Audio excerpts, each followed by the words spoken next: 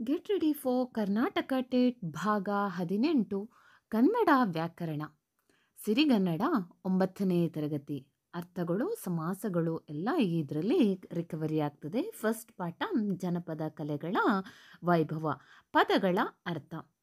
ಏಕಾನತೆ ಅಂದರೆ ಒಂದೇ ರೀತಿಯ, ಕಾಳಗ ಅಂದರೆ ಯುದ್ಧ, ಗಿರಕಿ ಅಂದರೆ ತಿರುಗು, ಗೋಂಡೇವ ಅಂದರೆ ಬಣ್ಣ ಬಣ್ಣದ ದಾರದ ಗೊಂಚಲು, ಚಕ್ರಮಂಡಿ ಅಂದರೆ ಯಕ್ಷಗಾನ ನೃತ್ಯದ ಒಂದು ಹೆಜ್ಜೆ ಅಥವಾ ಅದು ಒಂದು ನೃತ್ಯದ ಭಾಗ, ಚಂಡೆ ಅಂದರೆ ಚರ್ಮವಾದ್ಯ, ದೀವಟಿಗೆ ಅಂದರೆ ಪಂಜು ಅಂದರೆ ದೀಪ ಅಂತಲೂ ಆಗ್ತದೆ, ಬಟ್ಟು ಅಂದರೆ ವೃತ್ತಾಕಾರ, ರಾಳ ಅಂದರೆ ಬೆಂಕಿಯ ಜ್ವಾಲೆ ಹೆಚ್ಚಿಸುವಂತಹ ಒಂದು ಪುಡಿ, ವಾಡಿಕೆ ಅಂದರೆ ರೂಢಿ, ಕಥನ ಕವನ ಅಂದರೆ ಹಾಡಿನ ಮೂಲಕ ಹೇಳುವಂತಹ ಒಂದು ಕತೆ, ಕುಬ್ಜೆ ಅಂದರೆ ಗೂನು ಬೆಣ್ಣಿನವಳು ಅಂದರೆ ಮಂತರೆ, ಗುಣಿ ಅಂದರೆ ಡೊಳ್ಳು ಬಾರಿಸುವವರ ಆ ಮರದ ತುಂಡು,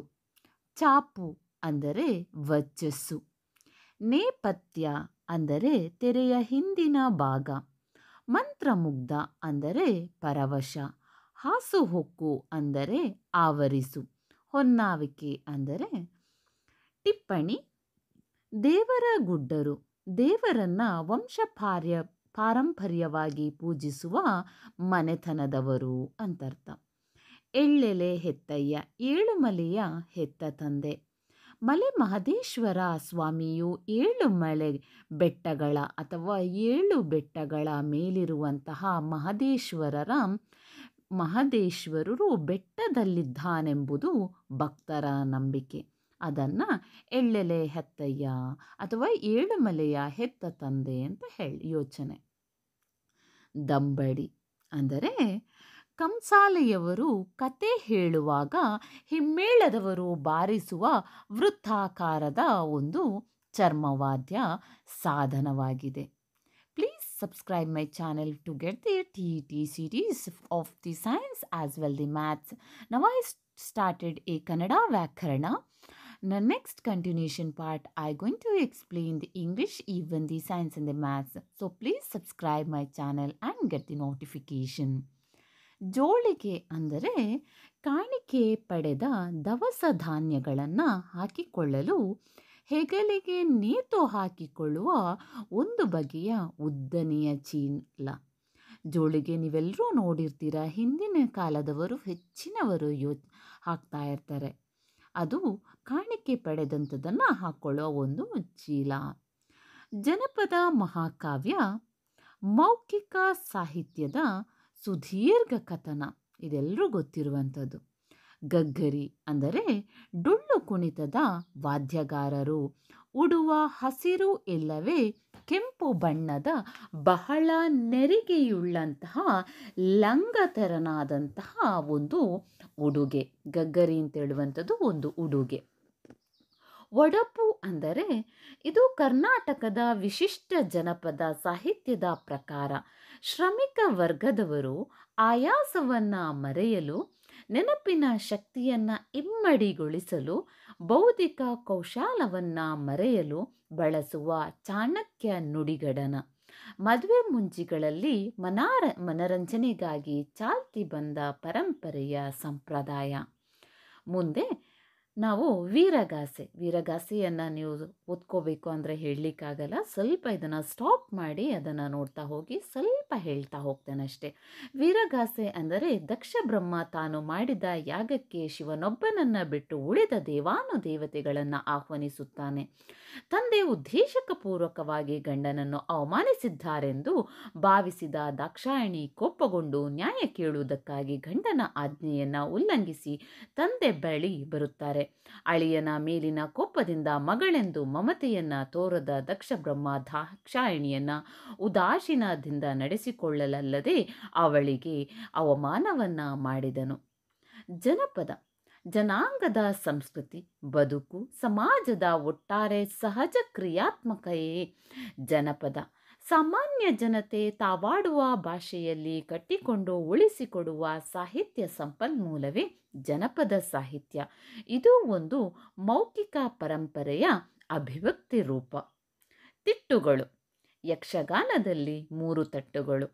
ಒಂದು ತೆಂಕು, ಬಡಗು, ಬಡಬಡಗು ತಿಟ್ಟು ಎನ್ನುವಂತಹ 3 ಶೈಲಿಯ ತಿಟ್ಟುಗಳು ರೂಢಿಯಲ್ಲಿದೆ. ಅದರಲ್ಲಿ ದಕ್ಷಿಣ ಕನ್ನಡದು ತೆಂಕುತಟ್ಟು, ಮಲೆನಾಡಿನ ಜಿನ್ನೆಯದ್ದು ಬಡಗು ತಿಟ್ಟು, ಉತ್ತರ ಶಿವಮೊಗ್ಗ ಜಿಲ್ಲೆಯ ಸೈಡಿನದು ಬಡಬಡಗು ತಿಟ್ಟು ಎಂದು ಹೇಳಲಾಗುತ್ತಿದೆ. ಮುಂದೆ ಬಯಲಾಟ. ಬಯಲಾಟವು ಕೂಡ ಕರ್ನಾಟಕದಾದ್ಯಂತಹ ಬರುವಂತಹ ಒಂದು ಸಾಮಾನ್ಯ ಜನಪದ ಕಲೆ. ಬಯಲಿನಲ್ಲಿ ಪ್ರದರ್ಶನಗೊಳ್ಳುವುದರಿಂದ ಇದನ್ನು ಬಯಲಾಟ ಎನ್ನುತ್ತಾರೆ. ಇದನ್ನು ಅಷ್ಟೇ ಯಕ್ಷಗಾನ ಕೂಡ ಬಯಲಾಟವೇ, ಬಯಲು ನಾಟಕಗಳಿವೆ. ಹಾಗಾಗಿ ಬಯಲಾಟ ಅಂದರೆ ಸುಮಾರು ಮೀನಿಂಗ್ ಬರ್ತದೆ. ಸ್ವಲ್ಪ ವಿಡಿಯೋವನ್ನು ಪೌಸ್ ಮಾಡಿ ನೋಡ್ಕೊಳ್ಳಿ, ಇನ್ಫಾರ್ಮೇಷನನ್ನು ತಗೊಳ್ಳಿ. ಮುಂದೆ ಸಂಸ್ಕೃತ ವ್ಯಂಜನ ಸಂಧಿಗಳು. ಸಂಸ್ಕೃತ ಸಂಧಿ ಆಗಿದೆ, ಸಂಸ್ಕೃತ ವ್ಯಂಜನ ಸಂಧಿಗಳನ್ನು ನೋಡ್ತಾ ಹೋಗೋಣ. ಅದರಲ್ಲಿ ಜಸ್ವ ಸಂಧಿ. ಸಂಸ್ಕೃತ ವ್ಯಾಕರಣದಲ್ಲಿ ವರ್ಗೀಯ ವ್ಯಂಜನದ ವರ್ಗ ತೃತೀಯಾಕ್ಷರಗಳಾದಂತಹ ಗು, ಜು, ಡು, ಬು, ಭು ಅಕ್ಷರಗಳನ್ನು ಜಸ್ ಎಂಬ ಸಂಜ್ಞೆಯಿಂದ ಕರೆಯಲಾಗಿದೆ. ಅಂದರೆ ಜಸ್ವ ಅಥವಾ ಜಸ್ ಅಂದರೆ ನಮ್ಮ ಕಕಗಗನದಲ್ಲಿ 3rd ಲೈನನ್ನು ಹೇಳ್ತೇವೆ. ಉದಾಹರಣೆಗೆ ಷಣ್ಮುಖನಿಗೆ ಷಡಾಣನ ಎಂಬ ಹೆಸರು ಇದೆ. ಈ ವಾಕ್ಯದಲ್ಲಿರುವ ಷಡಾಣನ ಪದರಚನೆಯನ್ನು ಗಮನಿಸಿ, ನೋಡ್ತಾ ಹೋಗಿ. ಶಾಟ್ ಠು ಆಗಿ ಆನನ, ಅದು ಡ್ಯೂ ಆಗಬೇಕು, ಆನನ. ಠು ಅ ಡು ಆ ಆಗಿದೆ. ಇಲ್ಲೊಂದು ಸ್ವಲ್ಪ ನಾವು ಕಾನ್ಸಂಟ್ರೇಟ್ ಜಾಸ್ತಿ ಮಾಡಬೇಕು, ಫೋಸ್ ಮಾಡಿ ಅರ್ಥ ಮಾಡ್ಕೊಳ್ಳಿ. ಇಲ್ಲಿ ಪೂರ್ವ ಪದದ ಅಂತ್ಯದಲ್ಲಿರುವಂತಹ ಟ ಆಕಾರಕ್ಕೆ ಆದಿಯಲ್ಲಿರುವ ಆಕಾರ ಸಂಧಿಯಾದಾಗ ಢ ಬಂದಿದೆ. ಟಾಗೆ ಢ ಬಂದಿದೆ. ಯಾವಾಗ ಅಂದರೆ ಆಕಾರ ಸಂಧಿಯಾಗಿರುವುದರಿಂದ ಢ ಅಂತ ಹೇಳುವಂಥದ್ದು ನಮ್ಮ 3rd ಲೈನಲ್ಲಿರುವ ಕಾರಣ ಅದು ಜಶ್ವ ಸಂಧಿ ಅಥವಾ ಅದು ಜಸ್ ಅಕ್ಷರಗಳು. ಜಸ್ ಅಕ್ಷರಗಳು ಸಂಧಿಯಾದರೆ ಅಥವಾ ಪೂರ್ವ ಪದದ ಕೊನೆಯ ಅಕ್ಷರದಲ್ಲಿ ಪ್ರಥಮಾಕ್ಷರ ಬಂದು ಮುಂದೆ ಗುಣಿತಾಕ್ಷರದಲ್ಲಿ ಸಂಧಿಯಾದಾಗ ಜಸ್ ಅಕ್ಷರಗಳು ಬಂದರೆ ಅಂತಹದ್ದನ್ನು ನಾವು ಜಸ್ವ ಸಂಧಿ ಎಂದು ಹೇಳಲಾಗುತ್ತದೆ. ಇದು ತುಂಬ ಇಂಪಾರ್ಟೆಂಟ್. ಮುಂದೆ ಚುತ್ವ ಸಂಧಿ. ಇಲ್ಲಿ ಶು, ಚು, ಚು, ಜು, ಜು, ಞ ಈ 6 ಅಕ್ಷರಗಳನ್ನು ನಾವು ಚು ಎಂಬ ಸಂಜ್ಞೆಯಿಂದ ಕರೆಯಲಾಗುತ್ತದೆ. ಇದನ್ನು ನೋಡ್ಕೊಳ್ಳಿ, ಇದು ಇಂಪಾರ್ಟೆಂಟ್. ಶು, ಚು, ಚು, ಜು, ಜು, ಞ ಚುತ್ವ ಸಂಧಿಗಳು. ಇದನ್ನು ಚು ಅಂತ ಹೇಳ್ತೇವೆ. ಮಾನವನಿಗೆ ಮನಃಶುದ್ಧಿ ಇರಬೇಕು.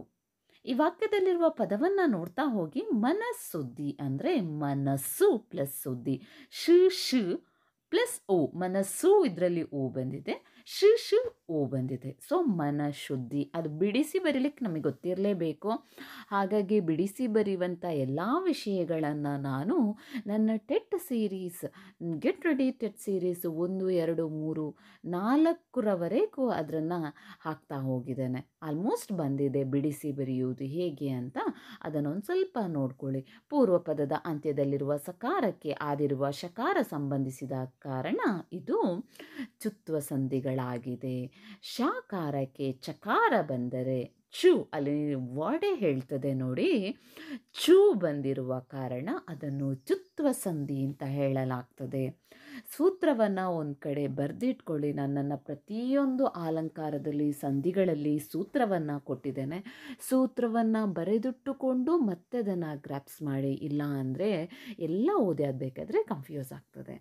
ಉದಾಹರಣೆಗೆ ಪಯಶಯನನ, ಶರಶ್ಚಂದ್ರ, ಜಗಜ್ಯೋತಿ ಇದೆಲ್ಲವೂ ಕೂಡ ಈ ಸಂಧಿಗಳು. ಮುಂದೆ ಅನುನಾಸಿಕ ಸಂಧಿ. ಅನುನಾಸಿಕ ಅಂತ ಹೇಳಿದ ತಕ್ಷಣವೇ ನಮಗೆ ಗೊತ್ತಾಗಿದೆ ಅನುನಾಸಿಕ ವರ್ಡ್ಸ್ಗಳಾಗಿರುವಂಥದ್ದು ಞ, ಞ, ಣ, ನ, ಮ್. ನಮಗೆ ಗೊತ್ತಿದೆ. ನಮ್ಮ ಲಾಸ್ಟ್ ಲೈನಲ್ಲಿರುವಂಥದ್ದು ಕಕಗಂಗದಲ್ಲಿರುವಂತಹ ಲಾಸ್ಟ್ ಲೈನನ್ನು ನಾವು ಅನುನಾಸಿಕ ಸಂಧಿ ಅಂತ ಹೇಳ್ತೇವೆ. ಅಲ್ಲಿ ಬರುವಂಥ ಅಕ್ಷರಗಳನ್ನು ವಾಕ್ಮಯ ಅದು ವಾಗ್ಮಯ ಆಗಬೇಕು, ङ ಆಗಬೇಕು. ಸೊ ಇಲ್ಲಿ ಪೂರ್ವಪದದ ಕೊನೆಯ ಅಕ್ಷರವಾದ ಕಕಾರಕ್ಕೆ ಪರಪದದ ಆದಿಯಲ್ಲಿರುವ ಮಕಾರ ಸಂಧಿಯಾದಾಗ ಕಾಕಾರದ ಬದಲಿಗೆ ಜ್ಞ ಅಕ್ಷರ ಅನುನಾಸಿಕವಾಗಿ ಬಂದಿರೋದರಿಂದ ಇದನ್ನು ಅನುನಾಸಿಕ ಸಂಧಿ ಎಂದು ಹೇಳಲಾಗ್ತದೆ.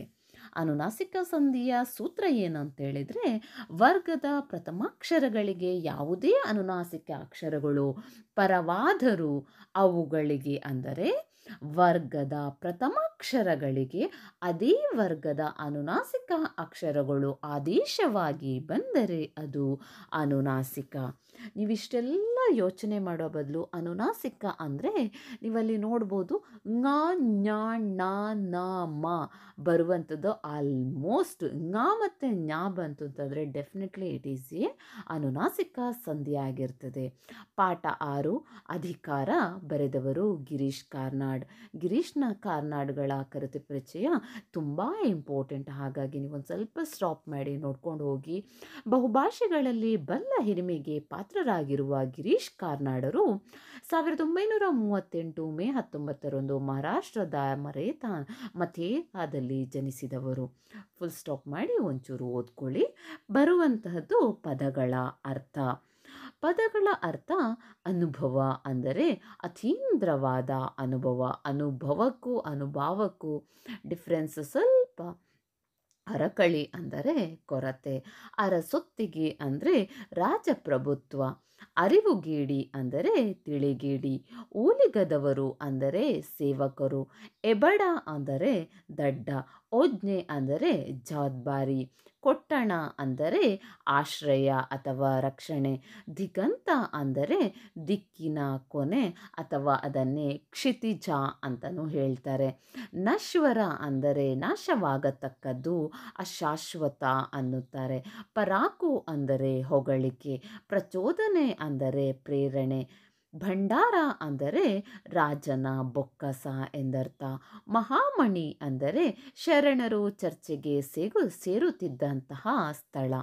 ವರ್ಧಿಸು ಅಂದರೆ ಹೆಚ್ಚಾಗು. ವೀರಗಲ್ಲು ಅಂದರೆ ಯುದ್ಧದಲ್ಲಿ ಮಡಿದ ವೀರರ ಸಲುವಾಗಿ ನಿಲ್ಲಿಸುತ್ತಿದ್ದಂತಹ ಸ್ಮಾರಕ. ವೃಷಭ ಅಂದರೆ ಬಸವ. ಮುಂದೆ ಸಮಾಸಗಳು. Please get ready for KTET ಭಾಗ 15-16ರಲ್ಲಿ ಆಲ್ರೆಡಿ ಸಮಾಸಗಳ ಬೇಸಿಕ್ ಪಾರ್ಟನ್ನು ಹೇಳಲಾಗಿದೆ. This is the continue part of ಸಮಾಸ. So check for get ready of Karnataka TET. ಅಂಶಿ ಸಮಾಸ ನೋಡ್ತಾ ಹೋಗೋಣ. ಅಂಶಿ ಅಂದರೆ ಅಂಶ. ದೈನಂದಿನ ಜೀವನದಲ್ಲಿ ಮಾತನಾಡುವಾಗ ಅಂಗೈ, ಮುಂದೆಳೆ, ಕೊನೆ ಹೊಬ್ಬು ಇತ್ಯಾದಿ ಪದಗಳನ್ನು ಬಳಸುತ್ತೇವೆ. ಅದೇಗೆ ಬಂತು ಯೋಚನೆ ಮಾಡಿ. ಕೈಯ ಅಡಿ ಅಂದರೆ ಅಂಗೈ ಅಂತರ್ಥ. ತಲೆಯ ಮುಂದು ಅದನ್ನು ನಾವು ಮುಂದೆಳೆ, ತಲೆಯ ಮುಂದೆ ಅಂತ ಹೇಳ್ಕೊಂಡು ಕೂರುವ ಬದಲು ಮುಂದೆಳೆ is one of the good word. ಹುಬ್ಬಿನ ಕೊನೆ ಅಂದರೆ ಕೊನೆ ಹುಬ್ಬು. ಇದು 3 ವರ್ಡ್ಸ್ಗಳನ್ನು ನೋಡಿ ಗಮನಿಸಿದಾಗ ಪೂರ್ವಪದವು ಅನೇಕ ಅಂಶಗಳನ್ನು ಹೊಂದಿರುವ ಅಂಶಿಯು ಪರಪದವು ಅಂಶಿಯ ಒಂದು ಅಂಶವನ್ನು ಸೂಚಿಸ್ತದೆ.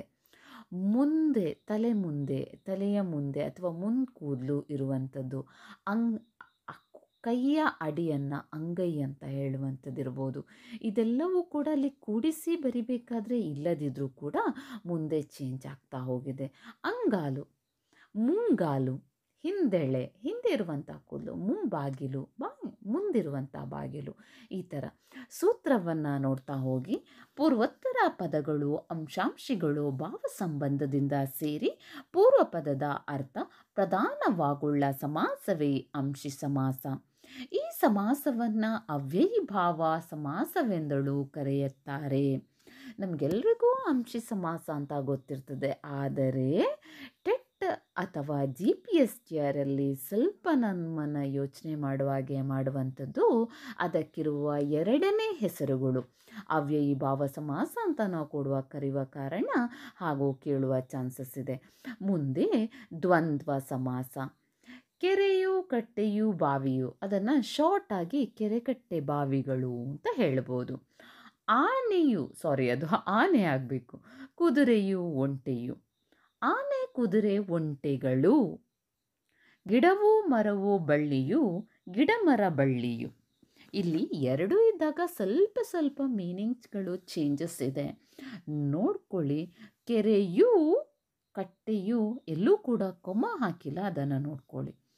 ಈ ಉದಾಹರಣೆಗಳನ್ನು ನೋಡ್ತಾ ಹೋದಾಗ ಗಮನಿಸಿದಾಗ ಬೇರೆ ಸಮಾಸಗಳಲ್ಲಿ ಇದ್ದಂತೆ ಪೂರ್ವಪದ ಮತ್ತು ಪರಪದ ಎಂಬ ವಿಭಾಗಗಳು ಇಲ್ಲ ಎಂಬುದು ಗೋಚಿಸುತ್ತದೆ. ಗೊತ್ತಿರ್ಬೋದು, ಕೆರೆಗಳು, ಕಟ್ಟೆಗಳು, ಬಾವಿಗಳು ಅಂತ ಹೇಳಿದ್ರೆ ಅಲ್ಲಿ ಯಾವುದನ್ನು ನಾವು ಡಿಸ್ಟ್ರಿಬ್ಯೂಟ್ ಮಾಡ್ತೇವೆ ಅಲ್ವಾ? ಹಾಗಾಗಿ ಅಲ್ಲದೆ ಅರ್ಥ ಪ್ರಾಧಾನ್ಯದಲ್ಲೂ ಒಂದೇ ಪದಕ್ಕೆ ಎಂದರೆ ಪೂರ್ವಪದಕ್ಕೆ ಸೀಮಿತವಾಗಿದೆ. ಸೂತ್ರ ಏನು ಹೇಳ್ತದೆ ಅಂತ ಹೇಳಿದರೆ, ಎರಡು ಅಥವಾ ಅನೇಕ ನಾಮಪದಗಳು ತೋರುವಂತೆ. ಇಲ್ಲಿ ನೋಡಿ, ಕೆರೆ ಅಥವಾ ಕಟ್ಟೆ ಅಥವಾ ಬಾವಿ ಮೂರೂ ವರ್ಡ್ ಕೂಡ ನಾಮಪದಗಳೇ ಸೇರಿ ಎಲ್ಲ ಪದಗಳ ಅರ್ಥವು ಎಲ್ಲ ಇಲ್ಲಿ ಕೆರೆಗೆ ಎಷ್ಟು ಇಂಪಾರ್ಟೆನ್ಸ್ ಇದೆ ಅಷ್ಟೇ ಕಟ್ಟೆಗೂ ಇದೆ, ಅಷ್ಟೇ ಬಾವಿಗೂ ಇದೆ. ಎಲ್ಲ ಪದಗಳ ಅರ್ಥವು ಪ್ರಧಾನವಾಗಿರುವಂತಹ ಸಮಾಸ ಒಂಥರ ದ್ವಂದ್ವ ಸಮಾಸ ಅಂತ ಹೇಳ್ಬೋದು. ಯಾವುದು ಮೇಲೂ ಯಾವುದು ಕೀಳು ಇಲ್ಲ, ಎಲ್ಲವೂ ಕೂಡ ಈಕ್ವಲ್.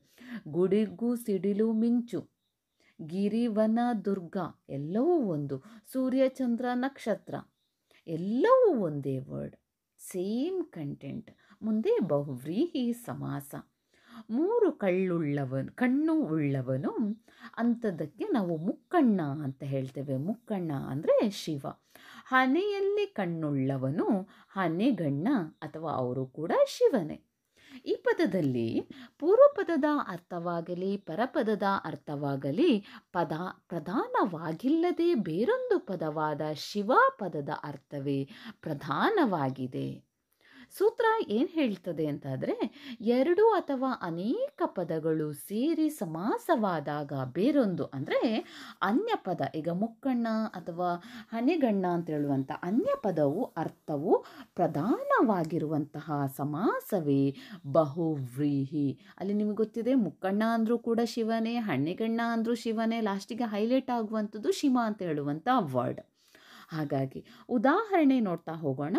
ನಾಲ್ಕು ಮೊಗ ಉಳ್ಳವನು ಅವನು ನಾಲ್ಮೊಗ. ನಾಲ್ಮೊಗ ಅಂದರೆ ಬ್ರಹ್ಮ ಅಂತರ್ಥ. ಚಕ್ರವು ಪಾಣಿಯಲ್ಲಿ ಉಳ್ಳವನು ಅವನು ಚಕ್ರಪಾಣಿ ಅಂದರೆ ವಿಷ್ಣು. ಪಾಲದಲ್ಲಿ ನೇತ್ರ. Thank you for watching the series of the Get Ready for Karnataka TET as well the GPSTR. Thank you. Thanks.